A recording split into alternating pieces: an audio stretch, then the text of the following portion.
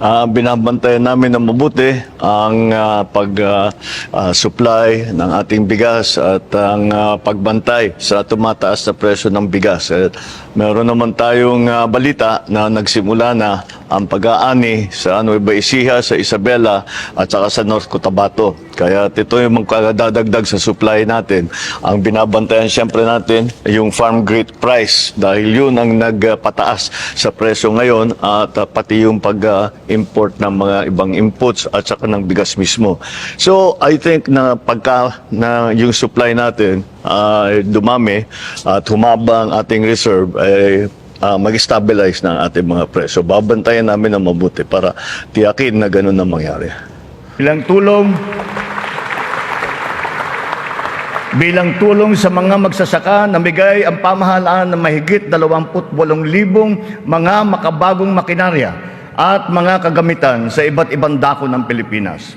Sa ilalim ng iba't ibang mga programa ng kagawaran ng agrikultura, namigay ang pamahalaan ng mahigit na 50 milyong binhi ng palay, mahigit 1 milyong binhi ng mais at sari-saring mga binhi ng gulay.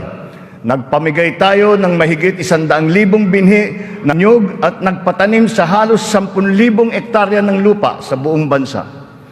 Lahat ng mga binhing ito ay makabago, hybrid at mataas ang kalidad. Sa naging pagtaas ng presyo ng gasolina at pataba, nagdala ng kaunting ginhawa ang mga fuel at fertilizer discount vouchers na ating pinamigay sa mga nahihirapang magsasaka. Ang mga natanggap nating donasyon na pataba mula sa China, pinimigay na natin kaagad sa kanila.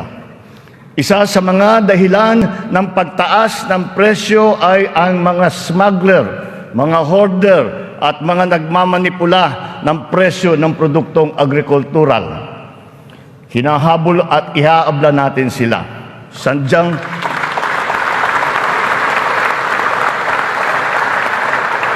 Sadyang hindi tama ang kanilang gawain at hindi rin ito tugma sa ating magandang layunin. Pandaraya ang kanilang ginagawa.